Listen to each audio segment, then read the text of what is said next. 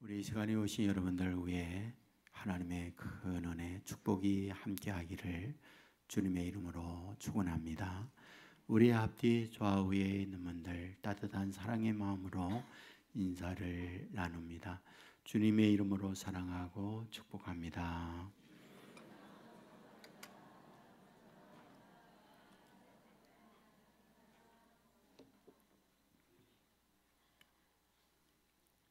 네, 감사합니다. 이무숙이라고 하는 분을 종종 소개합니다. 전남의대 정신과 교수님으로 계셨고 지금은 은퇴를 하셨습니다. 이분이 여러 권의 책을 쓰셨는데 그 중에 자존감이라는 제목의 책도 있습니다. 여기에 나오는 내용 일부를 소개합니다. S 여인이 등장합니다. 바로 이무숙 교수님에게 일주일에 한 번씩 상담을 하는 그런 부인입니다. 상담 내용은 이렇습니다. 한 달 전부터 잠을 못 잡니다. 그리고 밥맛이 없어 식사를 못 합니다. 원인이 어디 있는가? 한 달 전 남편이 바람을 피다가 걸렸어요. 남편이 자기의 잘못을 시인했습니다. 시인하는 남편에게 용서를 해 주었어요. 살다가 보면 똥도 밟을 수 있고 넘어질 수 있지요. 아주 너그럽게 남편을 품었습니다. 하지만 그 이후에 자기 안에서 용서라고 하는 그것이 깨끗하게 정리가 된 것이 아니라 남편을 생각할 때마다 화가 치밀고 분노가 일어나고 잠을 못 자고 식사를 못하고 괴로워하는 거예요. 이 여인은 고등학교를 졸업하고 산업전선에 뛰어들면서 남다른 수완에 의하여 큰 회사를 만들었어요. 돈 많이 벌었습니다. 주위의 분들에게 인정을 받았습니다.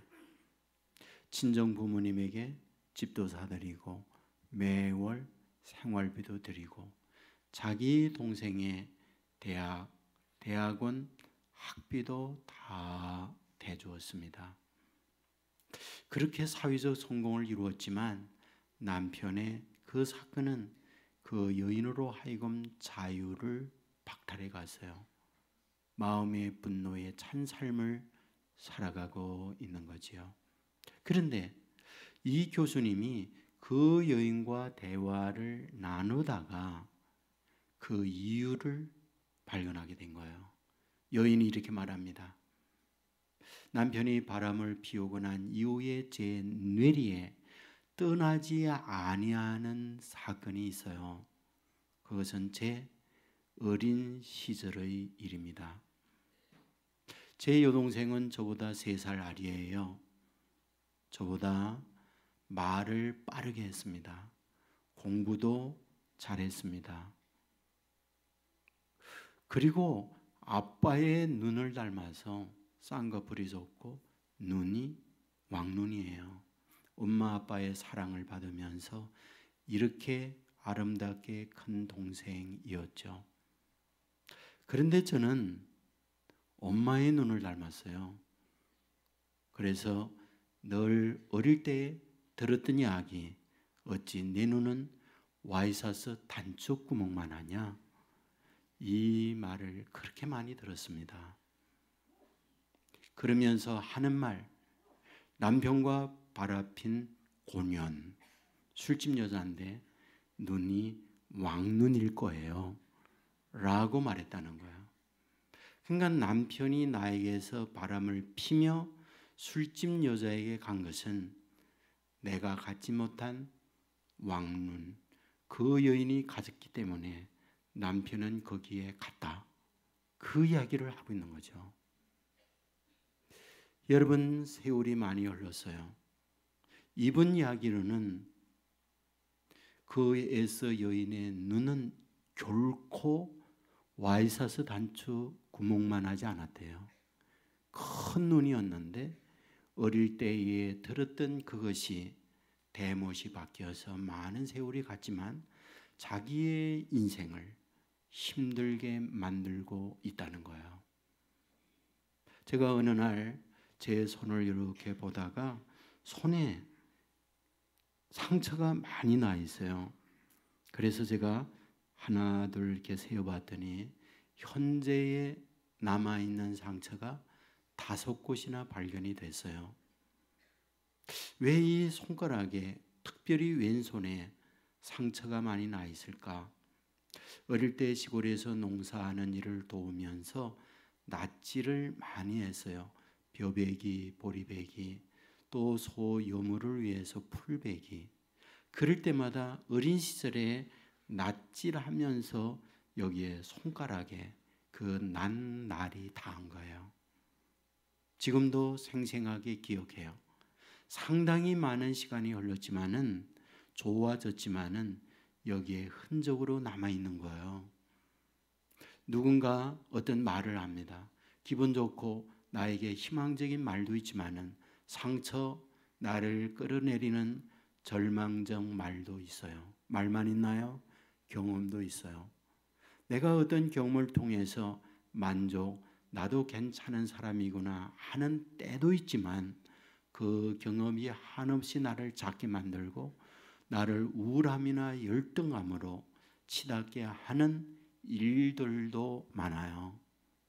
문제가 뭔지 알아요? 그런 많은 것들이 다 지나갔어요. 어떤 거는 5년, 어떤 거는 10년, 어떤 거는 20년이 지났어요. 손에 흔적이 남아있듯 마음에 그 흔적이 도사리고 있다는 거예요. 세월은 약이야.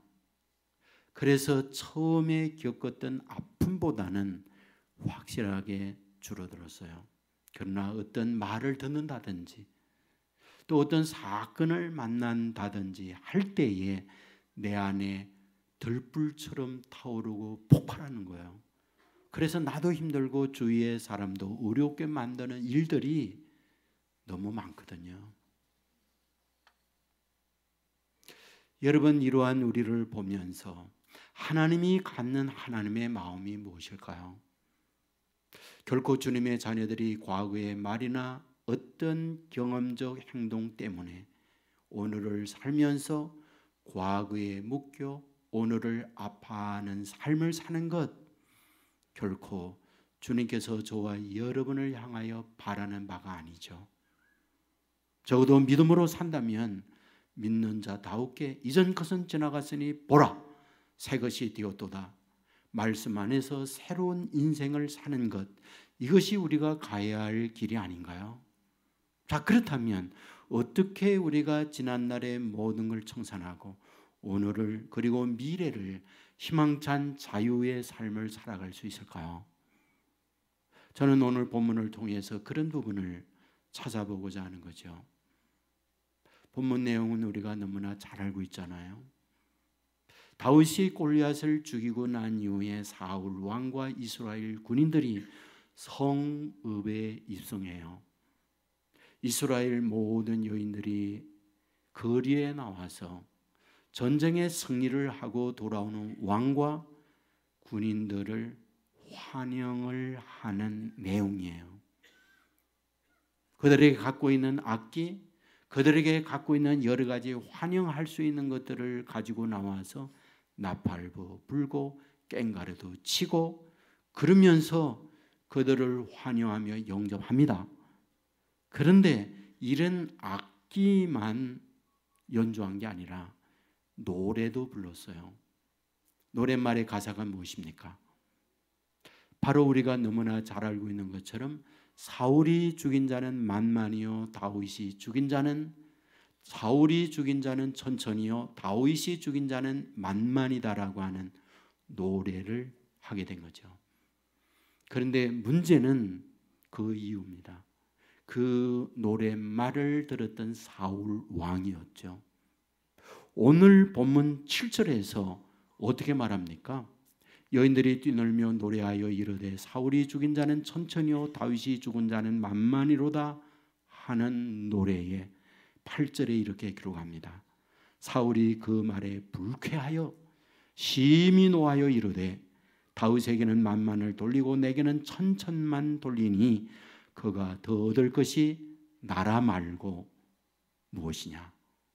이게 무슨 내용입니까? 다윗이 죽인 자 만만, 사울이 죽인 자 천천, 그러면서 자기보다 다윗을 높이는 노랫말에 사울 마음에 어떤 것으로 바뀌어지고 있느냐? 그렇다면 백성들의 민심이 내게서 다윗에게로 기울고 있다면 나의 왕의 자리가 위태롭지 않느냐? 그리고 나를 끌고 내리고 난 이후에 저놈이 왕이 될 것 아니냐라는 생각을 가졌다는 거예요. 문제가 무엇인지 아세요? 그 이후의 사울의 인생입니다. 그 이후 그런 마음을 가질 때 그의 인생이 어떻게 되어졌느냐. 여러분 그 앞 10절 말씀에 보면 그 이튿날 하나님께서 부리신 악령이 사울에게 힘있게 내림에 그가 집안에서 정신없이 떠들어대므로. 무슨 말입니까? 바로 그 노랫말이 자기 안에 대못으로 바뀌니까 어떤 일? 악령이 그 노랫말에 휘둘리고 있는 자기에게 찾아왔다는 거예요. 여러분에게 늘 말하잖아요. 똥파리가 아무데나 붙나요? 붙는 곳이 있어요. 악령이 아무데나 붙나요? 붙는 데가 있어요. 내 안에 분노, 내 안에 부정적 생각을 가지고 있을 때 악령이 좋아해요. 그게 붙습니다. 더더욱 우리로 하여금 슬프게 만드는 말씀이 있죠. 그게 12절이에요. 여호와께서 사울을 떠났다 이렇게 말합니다.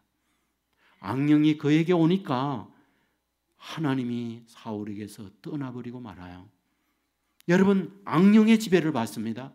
악령의 지배를 받음으로 나타난 사울의 현상이 있어요. 무엇입니까? 10절 말씀에 보면 집안에서 정신없이 떠들어댔다. 헛소리를 막 해댑니다. 11절에 보면 스스로 이르기를 내가 다윗을 벽에 박으리라 하고 사울이 창을 던졌다. 다윗을 죽이기 위하여 자기 손에 있는 창을 다윗을 향하여 던졌다. 여러분 메랍이라고 하는 딸이 있었죠. 다윗이 사울에게 말합니다. 그 딸을 제게 시집 보내세요. 이 말을 들었던 사울이 다윗에게 이렇게 말하죠. 그냥 줄 수야 없지. 블레셋 사람 남자 표피를 100개를 가져오면 내 딸을 내게 시집 보낼게. 그런데 그 말씀의 배경을 보면 무엇이라고 기록하고 있는지 아세요? 내가 내 손으로 다윗을 죽일 것 없이 저 거인들 블레셋 사람들에게 들어가서 블레셋 남자의 표피 100개를 배우려고 하면 반드시 그들에게 죽을 거야. 그러니까 그들 손에 죽게 하기 위하여 그런 제안을 하고 있다. 이렇게 말씀을 하고 있는 거죠. 여러분 그것만이 아니죠. 여러분 다윗은 도망자가 되어 이리저리 먹을 것 없이 위협 속에 살아가게 됐어요. 굶주렸던 그는 제사장에게 찾아가서 너무 배고픕니다. 먹을 걸 주세요. 그랬더니 제사장이 하는 말 진설병 외에 줄 것이 없네. 그러면서 그것을 다윗에게 줍니다. 여러분 이것을 본 사람이 왕에게 가서 고자질해요. 왕이 죽이려고 하는 다윗을 피하여 도망 다닐 때 그 다윗을 도운 자가 있어요. 제사장입니다. 왕이 분노하여 군대를 동원하여 그 제사 지내는 그곳에 들어가서 85명의 남자들 몰살시킵니다. 그리고 거기에 따르는 여인들과 아이들까지 씨를 말려요. 거기에다가 그들이 키웠던 가축까지 모두 다 몰살시킵니다. 북한의 김정은이 자기의 고모부 장승택을 죽이고 장성택과 연루되어 있는 2천여 명의 사람들을 죽이고 유배를 시키는 것처럼 바로 사울도 그러는 거예요. 무슨 말씀입니까? 여러분, 나쁜 생각이 그의 생각을 사로잡는데 그것이 악령이 붙들고 악령의 지배를 받을 때 그의 인생이 이렇게 추락하다라는 거예요. 여러분, 본래 사울이 그런 사람이었습니까? 여러분, 사울이 처음에 등장할 때 등장된 사울의 모습, 성경은 어떻게 기록합니까? 사무엘상 9장 2절에 보면 기스의 아들이 있었는데 그는 준수했고 사람들보다 모든 부분에 뛰어난 사람이라고 했고 그의 키는 다른 사람보다 어깨나 더한 키를 가지고 있었다. 이렇게 기록해요. 무슨 얘기입니까? 기골이 장대여 첫눈 보듯 장군 까미로구나, 지도자 까미구나, 그런 외모를 가지고 있었다. 성경은 그렇게 기록합니다. 그리고 준수했다. 무엇입니까? 인격이 갖추어진 인물이었다. 남들이 감히 가까이 하지 못할 인품을 가지고 있는 사람, 그가 사울이었다. 여러분, 그러한 모습만 나타나 있지 않아요. 여러분, 성경에 보면 그의 아버지가 암나귀를 잃어버립니다.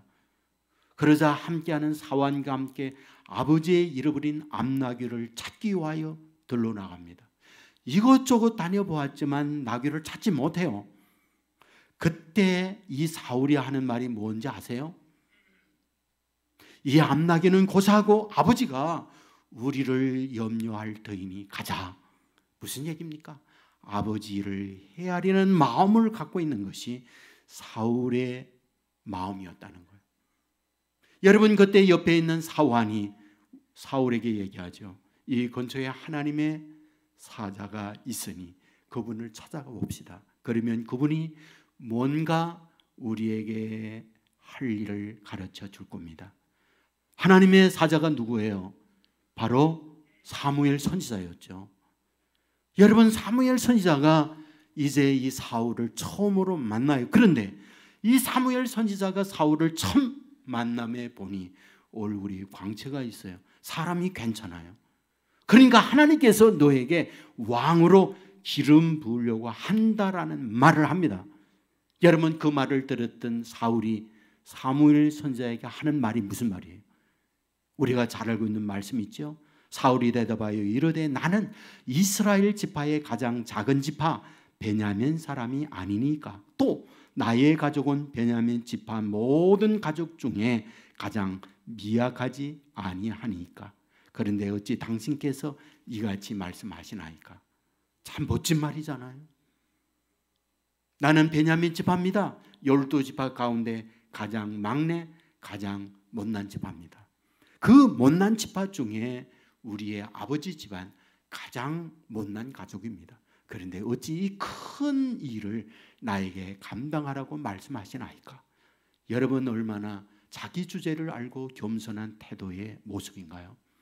그런데 우리는 이러한 모습 보고 왕으로 세워 주었지만 여러분, 다윗이 죽은 자 만만, 사울이 죽은 자 천천이라고 하는 그 노랫말 한마디에 그의 인생은 무너지고 있다는 것.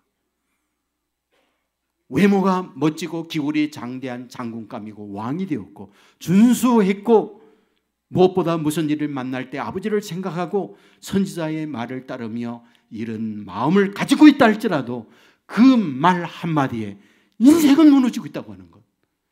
이게 바로 사울이었던 거죠. 저는 여러분에게 드리고 싶은 부분이 있어요. 여러분, 누구나 다 그럴 수 있다는 거예요. 믿음의 사람도 그럴 수 있다는 거예요. 신앙생활을 오래 한 분들도 어떤 말이라든지 나에게 부정적 경험을 했을 때 세월이 많이 갔지만 그것이 사라지지 아니하고 나를 끌고 묶어서 어떤 사건이 있을 때 그게 끌어오른다는 거예요. 제가 어릴 때 저희 어머니가 가끔 종종 한 말씀 가운데 하나가 있어요. 그게 뭐냐면 아홉이 되는 거에 대한 말씀을 많이 했어요. 이 말씀의 내용이 무엇이냐 하면 우리 집에 어느 날 지나가는 행인이 들렸어요. 물을 주었어요. 마셨습니다. 그 물을 마시고 가면서 제 어머니에게 한 말, 아주머니는 아홉수를 조심해야 되겠네요. 그 한마디를 남기고 갔다는 거예요. 제 기억이 지금도 또렷합니다. 저희 어머니가 21살이 났거든요. 예. 그러니까 아마도 제 기억에 39이 되어올 때인 것 같아요. 그때의 그 얘기예요. 걱정된다. 9수를 조심하라고 했는데 이제 얼마 안 되면 39이 된다. 그렇게 말씀하는 거예요. 그런데 39에도 건강하게 지나갔거든요. 그리고 이제 49이 되어 오는데 그때 또 걱정을 하는 거예요. 이 9이 이제 되어 오는데 49에 어떻게 될지 모르겠구나. 걱정하는 거예요. 문제가 뭔지 아세요? 우리 어머님이 집사님이었다는 거예요.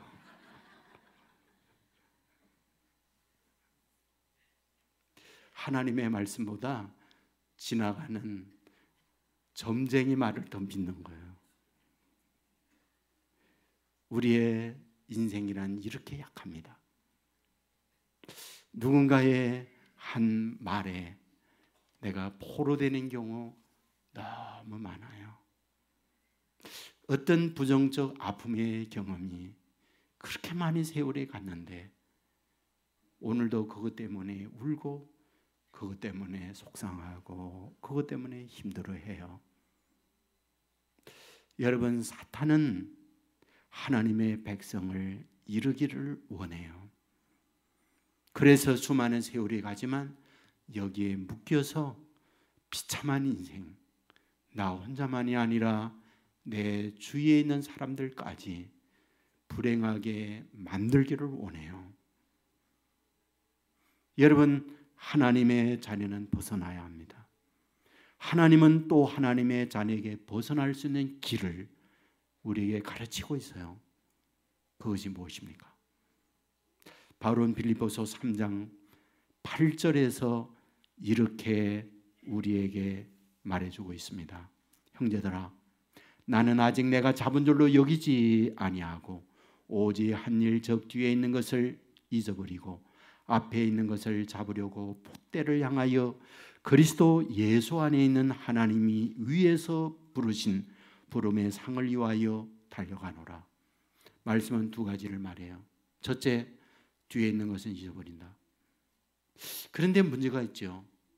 뒤에 있는 것을 잊어버린다고 성경은 말씀하였지만 잊혀지지 않는 데에 문제가 있잖아요. 여러분, 지우개가 있다면 빡빡 지우면 되는데 지워지지 않는 거예요. 흔적이 남아있는 거예요. 그래서 무슨 일을 만날 때, 어떤 말을 들을 때 그게 떠오르는 거예요. 그런데 우리에게 뒤에 있는 것을 잊을 수 있는 두 번째 말씀을 하고 있어요. 앞에 있는 것을 잡으려고 푯대를 향하여 쫓아가는 거예요. 그러면 앞에 있는 것을 잡으려고 푯대를 향하여 쫓아간다 라고 했을 때 그게 무엇일까요? 바울은 그것을 얘기하죠. 그리스도 예수 안에서 하나님이 위에서 부르신 부름의 상이라고 했어요. 그것이 앞에 있는 거라고 했어요. 그것을 위하여 쫓아간다. 이것은 우리에게 시사하는 바가 있어요. 내 안에 상처, 내 안에 대목까지 박혀 있는 거 뽑히고 잊을 수 있는 길이 있는데 이것이 강하면 나를 묶지만 앞에 있는 푯대, 주님이 우리에게 상 주시는 그것을 바라보고 그것이 강하면 내 안에 있는 그것은 뽑혀지고 사라지게 된다는 거예요. 저는 이 부분에 대하여 늘 날씨의 비유를 하면서 설명을 드리곤 했어요. 왜 겨울입니까? 왜 춥습니까? 시베리아의 찬 공기가 따뜻한 공기를 밀어내서 그래요. 여름이 오면 따뜻해져요. 더워져요. 왜 덥습니까? 아래 따뜻한 공기가 위에 찬 공기를 밀어서 위로 몰아내기 때문에 그래요. 우리 마음도 똑같아요. 지난날에 나를 아프게 했던 상처들이 강하면 내 안에 계시는 주님 물러갑니다. 사울이 그런 거예요. 왕이 되기 전 그는 하나님의 사람을 찾아갔고 하나님의 마음이 들어서 그는 왕이 되었었어요. 그때가 40세입니다. 2년 동안 말씀 안에서 잘 통치했어요. 여러분, 오늘 본문은 왕이 된 지 2년이 지났을 때 벌어진 일이에요. 이스라엘 여인들이 노래한 말, 다윗이 죽인 자 만만, 사울이 죽인 자 천천, 여기에 그의 인생은 묶였어요. 몇 살에 세상 떠난지 아세요? 80세예요. 38년 동안 그의 인생은 비극이었어요. 왜? 하나님보다 사실은 자기의 생각이 더 강했기 때문에, 자기의 생각으로 이스라엘 여인들의 노랫말로 자기를 묶고 있었기 때문에, 하나님께서 이스라엘 여인들을 통하여 노래를 부르게 했다면 거기에 담겨있는 하나님의 섭리, 하나님의 뜻이 무엇일까를 생각했다면, 비록 현재의 노랫말은 자기를 낮추는 것이었지만은 오히려 그것을 디딤돌 삼아서 점프하고 다른 곳으로 나아갈 수 있었지만 그것은 걸림돌이 되어서 자기의 인생을 추락케 만든 거예요. 여러분, 말씀을 보세요. 말씀은 이것과의 싸움이에요. 여러분, 룻기에 룻이 등장하고 있잖아요. 그의 어머니가 나옴이에요. 그의 고향 유다 땅 베들레헴에서 살면서 경제 불황으로 생존이 어려우니까 이민을 갔어요. 모압 땅이었죠. 두 아들 거기에서 모압 여인, 이방 여인을 잡으러 맞습니다. 하지만 가정에 우환이 밀려왔잖아요. 남편 죽고 두 아들 죽었어요. 세 과부만 남습니다. 어머니가 두 며느리에게 말합니다. 너희들 친정으로 가라. 여러분, 오르바는 갑니다. 그런데 룻은 가지 않아요. 가지 않는 이유가 무엇입니까?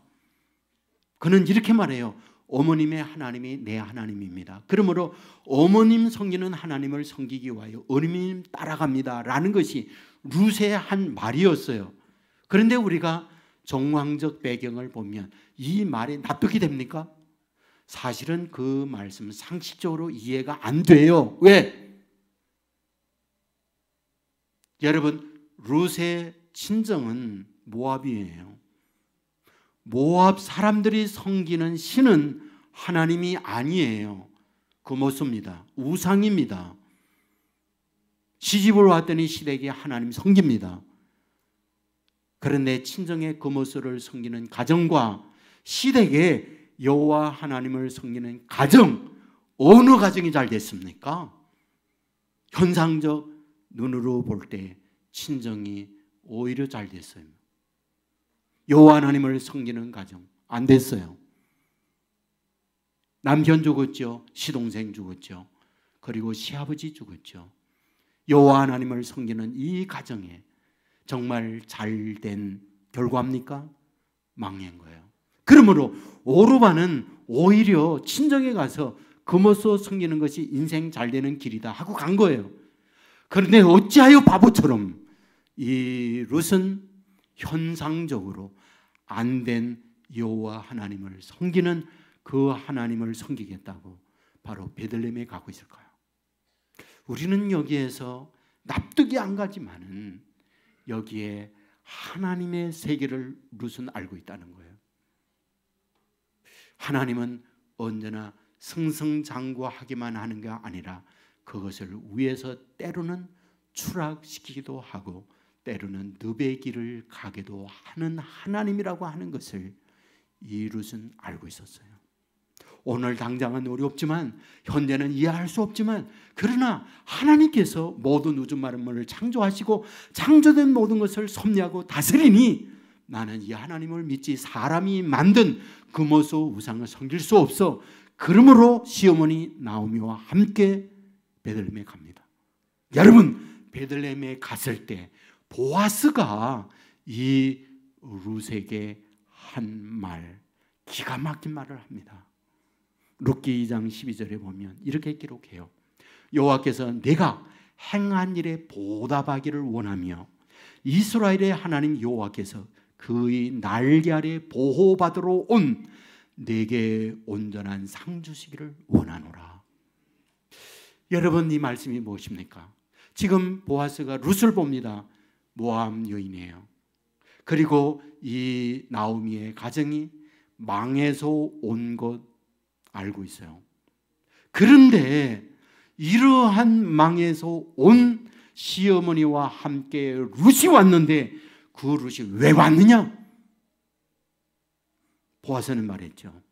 여호와 날개 아래 보호받기를 위해서 내가 왔다. 그러므로 하나님이 너에게 날개가 되어 보호해주고 그런 마음을 가지고 있는 너에게 상 주시기를 원하노라.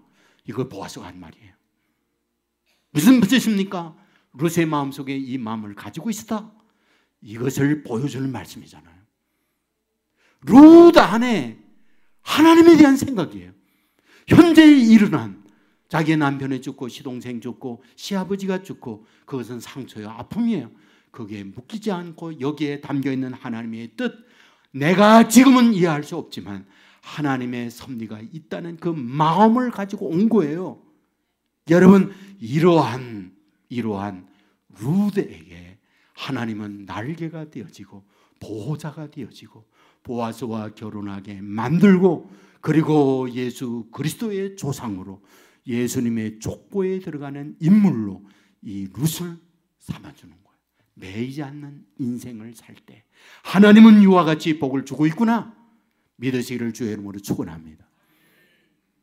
여러분, 예수님이 부활하시고 나서 갈릴리 갑니다. 왜? 베드로 만나려고. 베드로 누굽니까? 자기를 배신하고 도망친 사람이에요. 여러분, 그를 위해서 불도 피워놓고 떡도 굽습니다. 여러분, 베드로에게 따뜻하게 만들고 떡도 주면서 세 번의 질문을 해요. 요한의 아들 시몬아, 네가 나를 사랑하느냐? 예, 제가 주님 사랑합니다. 요한의 아들 시몬아, 네가 나를 사랑하느냐? 예, 내가 주님을 사랑하는 것을 주께서 아시나이다.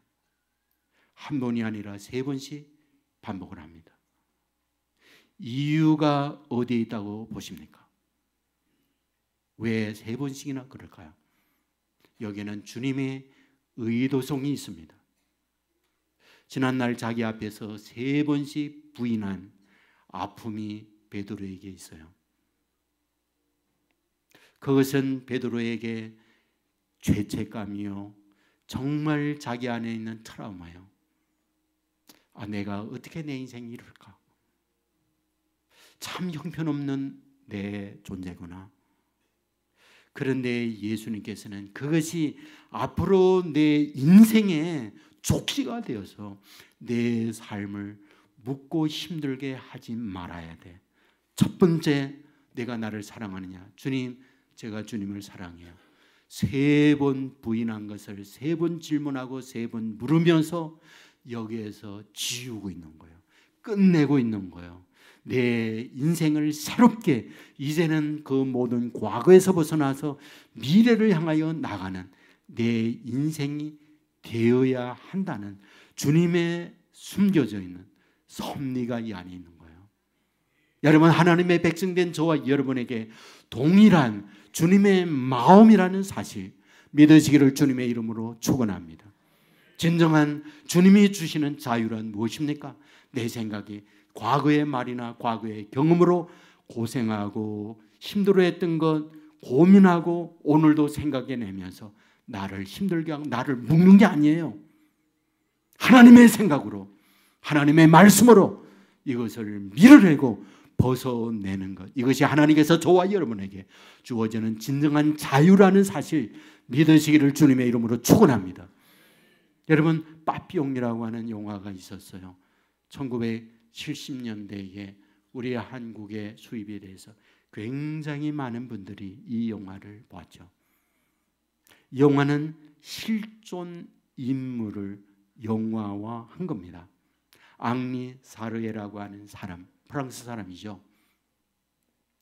그가 자기의 간증과 같이 인생 수기와 같이 자선과 같이 쓴 소설을 영화로 만든 거예요.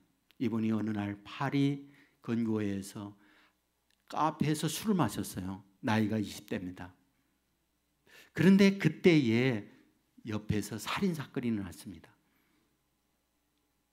그 살인사건의 범죄자로 바로 이 빠삐용, 이 사람이 지목돼요. 사실은 살인사건과 전혀 관계없이 그 옆에서 그 근처에서 술을 마신 것뿐이에요. 그런데 검사는 거짓 증인 2명을 세워서 빠삐용을 살인자로 봅니다. 그리고 그를 중죄인으로 해서 프랑스형 가야나라고 하는 섬으로 유배, 감옥살이를 보내게 돼요. 그는 9번을 억울함을 호소하고 거기에 탈출하기 위하여 9번을 시도합니다. 그러나 번번이 실패를 해요.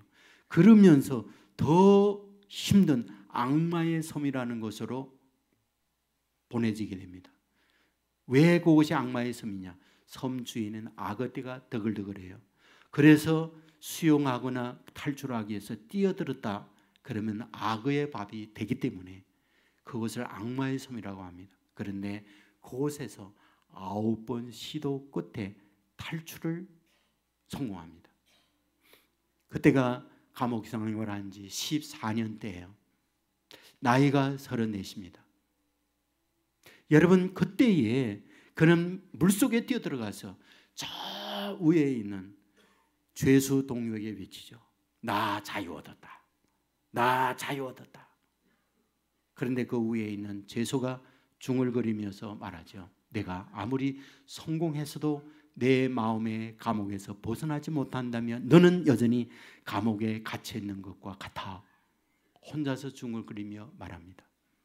내가 이 감옥에서 벗어났다 할지라도 내 마음의 감옥에 갇혀 있다면 감옥에 갇혀 있는 것과 같아. 그는 고향으로 갈 수가 없었어요. 왜? 잡히면 또다시 붙들려 가기 때문에, 가중처벌을 받기 때문에. 그는 남미로 갑니다.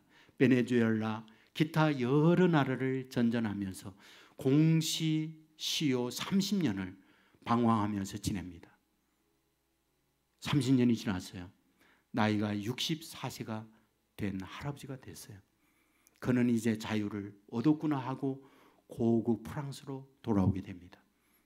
여러분, 제일 먼저 간 곳이 고향이었어요. 그런데 고향 어린 시절 거기서 성장을 하면서 주일학교 다녔던 생각이 나요. 그리고 거기에서 꿈을 품었던 것, 내가 내 인생은 이렇게 살아야지, 자기의 인생의 설계를 했던 그것이 생각이 나요.